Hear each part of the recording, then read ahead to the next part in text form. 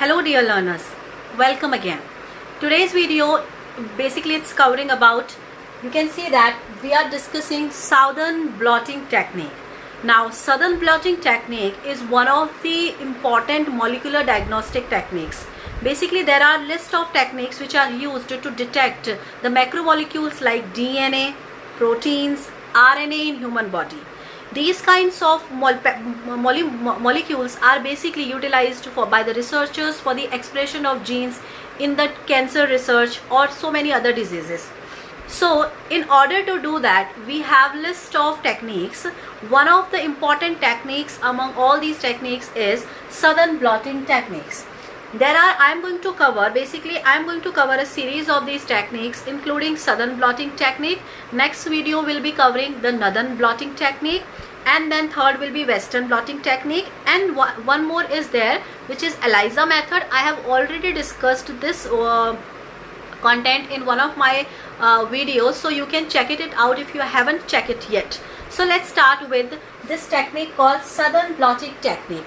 First of all, you must understand this southern and western and north has nothing to do with the direction. Actually, this technique is named after the discoverer of this technique, which is E.M. Southern. So there was a scientist or discoverer called E.M. Southern. In 1975, he has discovered this technique. In this technique, what is going to happen actually in detail, let us discuss. See, first of all, this technique is useful for the DNA detection. You can use this technique for the DNA identification or DNA detection. So how we are going to start this process? First of all, you need a cell, because a cell's nucleus contains this genetic material DNA. So now you have taken a cell, and from that cell you have to extract you need to break this plasma membrane by the treatment of this cell with certain kind of chemicals. When this plasma membrane disappears, now it becomes very easy and accessible for you to reach out to this DNA. So now you have got the DNA. So this is the isolated DNA, and it is actually the whole genome of DNA. Now in this whole genome of DNA, you are looking for a gene of interest, or you can say that you are looking for a target DNA. Say for example, in this whole length of DNA, this part is of your interest. This is your target DNA. So how you are going to obtain it? For that you need to make small pieces of this whole genome, right? These kinds of small fragments you need. So for that, what you have to do, you have to add restriction endonuclease enzyme. Okay, R stands for restriction and E for endonuclease enzyme. As you all know, this enzyme is a molecular scissor. It helps in the cutting of molecules. Like in normal day life, if you want to cut a piece of a paper or a piece of a cloth, what we use a scissor, right? So in that same way, when we want to cut a molecule, okay, so for that we need a scissor, a molecular scissor. So this molecular scissor basically is nothing but an enzyme which is called restriction endonuclease. So by the help of this restriction endonuclease enzyme, this enzyme is very specific when it comes to the cutting. So it makes a specific cut at the specific section of this whole genome of DNA, and it gives you fragments of DNA. So you receive, these are the fragments of DNA. So once you receive the fragments of DNA, now what you have to do, you need to transfer or you need to load those fragments of DNA onto the agarose gel. This is an agarose gel containing wells. These wells are filled with agarose gel, and what is going to happen in this agarose gel, there is going to happen a process called electrophoresis. We have connected these agarose gel on to the electrodes. This point is connected to the negative electrode, that is why it is acquiring negative charge, and this point is attached to the positive electrode, that is why it is acquiring positive charge. So what you do, you transfer these fragments of DNA onto the wells of agarose gel. What is going to happen? Your DNA backbone is basically negative charge. So now these fragments, you can say this is of this length, this is of this length, this is much bigger length, this target DNA is of much bigger length, this is again much bigger length. So you can see there are different lengths of fragments in your whole mixture, but your target DNA is your target DNA. It might be of small length, it might be of moderate length. Now you want to separate those different lengths on that agarose gel. So when you transfer this material onto the agarose gel, these DNA fragments start separating. They are starting moving to the positive ends. DNA fragment is basically negatively charged, so it is going to move towards the positive plate. So when you add this DNA into this agarose gel, you can see this DNA fragment is of longest length, so it cannot travel a greater distance. It will remain there. Then the short length, then the shorter length, and at the last you will see the shortest length DNA fragment is going to reach towards the end of the agarose plate. Now you have received your DNA fragments on the basis of the lengths. So now these you receive, these are called bands. Now we are looking for the target DNA. We are looking for this. For example, this is our target DNA strand. We are looking for this. Now we know that DNA is a double-stranded molecule. So now what we need to break this double-stranded DNA and convert it into single-stranded DNA. For that, we are going to add NaOH into it. NaOH, what it does, it breaks, it converts the double-stranded DNA into single-stranded DNA. This was your double-stranded DNA. After the treatment with NaOH, it is going to convert into single-stranded DNA. Now I will tell you the basic principle of this technique. Actually, what we are looking for, this is your target DNA. For example, this is your target DNA. This and this target DNA, it's nothing but a sequence of bases. So, for example, this has this kind of sequence. Okay, this is the target DNA, and this has this kind of sequence. Now, what you do actually in this technique, you do hybridization. What you do? You do hybridization. So basically you do two steps. First you do blotting. When I say blotting, blotting means transfer or adsorption. Okay, you will understand later on when I complete the video. So blotting refers to adsorption. When something gets adsorbed onto something, what actually happens during this process? For example, a tissue paper. You have put the tissue paper onto the table. The table has few droplets of water. When you put tissue paper onto it, what happens? That water gets adsorbed, or I can say transfer from the top of the table to the piece of paper. Now this technique is called blotting, and such papers are called blotting paper. So blotting papers are basically used to adsorb something onto it. So in this technique we are going to do blotting first of all. So now I will tell you what happened after that. Hybridization means to say mixing. You are mixing two things. So to whom you are mixing? First you are using target DNA, okay? And then you are using a strand which is having the complementary base pair. For example, T always combines with A, G combines with C, T combines with A, combines with T, G combines with C, and C combines with guanine. So now this strand which is having complementary base pair of the target DNA, this is called probe. This is called probe. So basically you are mixing this probe with the target DNA. Now we want to identify this target DNA from the mixtures of DNA. These are the mixtures of DNA. How do we are going to target it? How do we are going to identify it? We need some kind of markers. For example, like in these different kinds of DNA, I have identified this is our target by marking it with a red color. Likewise, you need to mark this probe with certain radioactive substances. Okay? For example, you can use P35. So these kinds of substances helps in the identification or marking of your target DNA within a mixture of pieces of DNA. Now, after doing this, you have got the different types of DNAs on the basis of the lengths onto the agarose gel. Now you do the treatment with NaOH so that you can receive, because here you have double stranded. Now you need only one strand. Why you need one strand?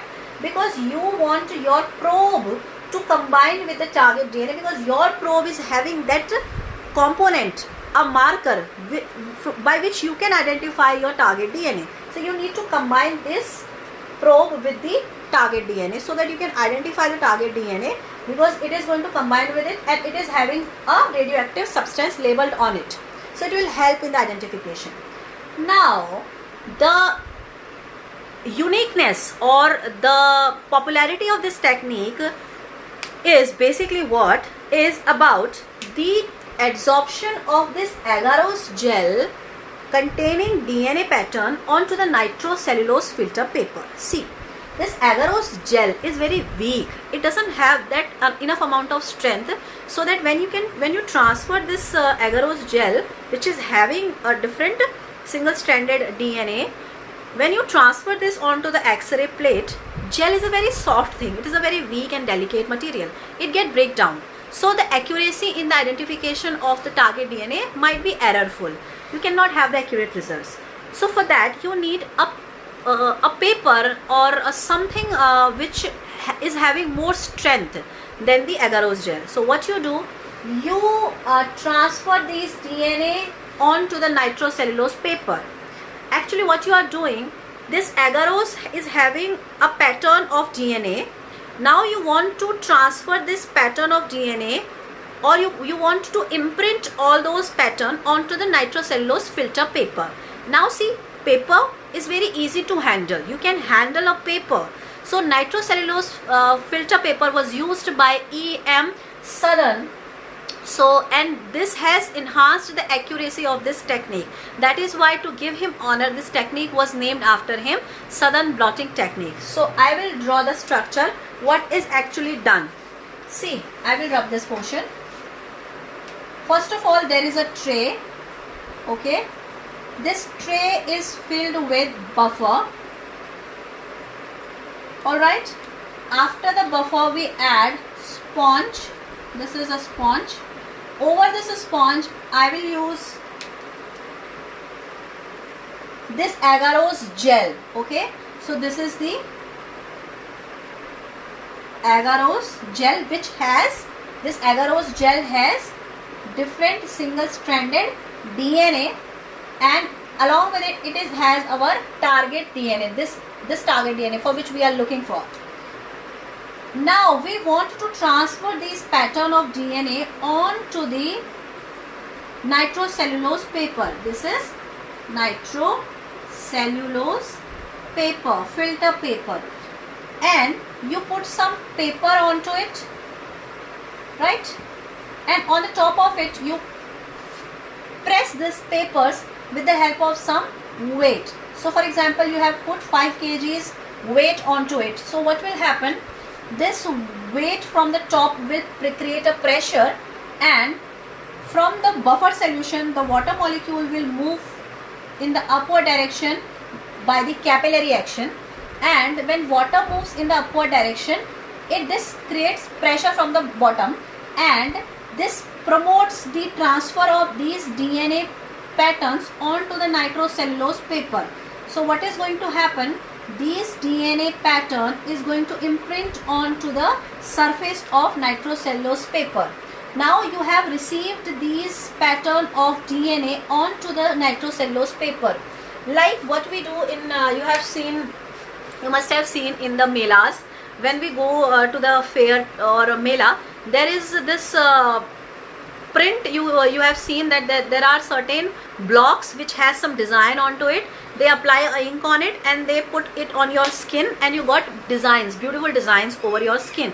In Hindi it is called mehendi. So you got those beautiful designs imprinted on that board, wooden board, and then they transfer that pattern or design by applying ink on it onto your surface. The same thing is happening here. Agarose gel has the DNA pattern, and now you want to transfer those DNA pattern onto the nitrocellulose filter paper. Why we are doing it? because we know that agarose gel is very delicate, it is very weak, it cannot give you the result 100%. You need another material which has strong adherence power to those DNA pattern. So what we do, actually what is happening in this process, you have filled this tray with the buffer. So what is happening, the water in the buffer is moving in the upward direction through the capillary action, and it is creating a pressure.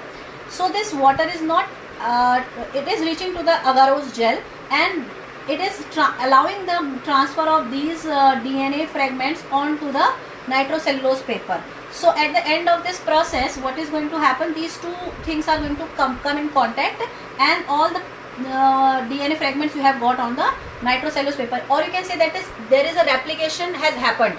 You have got the replicas of this DNA fragment, one is this, one is this. So now what you do, now you heat this nitrocellulose paper at 80 degrees Celsius. Why you do that?